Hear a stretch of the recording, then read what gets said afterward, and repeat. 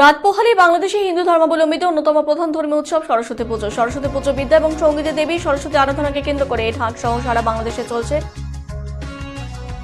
সরস্বতী পুজো বিদ্যা এবং সঙ্গীতে দেবী সরস্বতী আরাধনাকে কেন্দ্র করে ঢাকা সহ সারা বাংলাদেশে চলছে শেষ মুহূর্তের প্রস্তুতি। এবার সরস্বতী পুজো উপলক্ষে ঢাকা বিশ্ববিদ্যালয়ের জগন্নাথ হলের মাঠে তৈরি করা হয়েছে ৮০টি পুজো মণ্ডপ। বিশ্ববিদ্যালয়ের বিভিন্ন বিভাগের আর্থিক সহযোগিতায় এইসব মণ্ডপে তৈরি করা হয়েছে।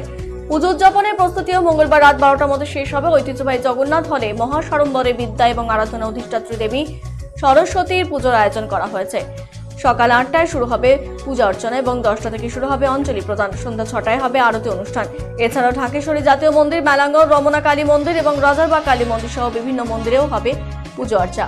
ঢাকা সহ সারা বাংলাদেশের মন্দির এবং শিক্ষা প্রতিষ্ঠানগুলোতে পুজো ছাড়াও অন্যান্য অনুষ্ঠানমালায় রয়েছে পুষ্পাঞ্জলি প্রদান, প্রসাদ বিতরণ, ধর্মীয় আলোচনা সভা, সাংস্কৃতিক অনুষ্ঠান, সন্ধ্যা আরতি, আলোকসজ্জা প্রভৃতি।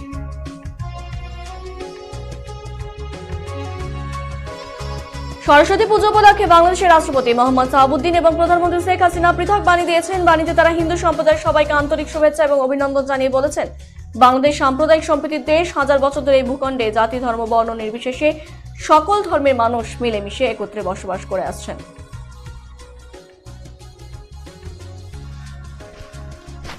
বলতে হচ্ছে কাজ অলমোস্ট সবার শেষ। আশা করা যায় আজকে রাতের মধ্যে সবার শেষ হয়ে যাবে। তো রাতে প্রতিমা নিয়ে চলে আসবে, কালকে যথারীতি সুষ্ঠুভাবে পূজা হবে। এক এক মণ্ডপ অঞ্জলি এক এক সময় রাখে। তো নর্মালি মাঠের মণ্ডপগুলোর অঞ্জলি হয় সকাল ৮টা থেকে শুরু হয়, আর চারুকলা যেটা হয় পুকুরে, ওটার অঞ্জলিটা হয় সকাল 10টা। তো আগামীকাল তো হচ্ছে সরস্বতী পুজো। তো প্রত্যেকটা শিক্ষার্থী এই নির্দিষ্ট দিনটার জন্য পুরো ১ বছর অপেক্ষা করে।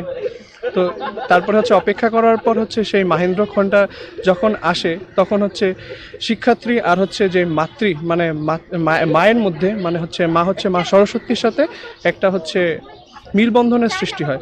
আসলে আমাদের হচ্ছে এই মিলবন্ধনটা আসলে তো শুধুমাত্র ধার্মিক চিন্তাধারাকে উন্মোচিত করে না, এটা হচ্ছে কি আমাদের আত্মাধিক চিন্তাধারাকে অনেক বেশি উন্মোচিত করে। যেমন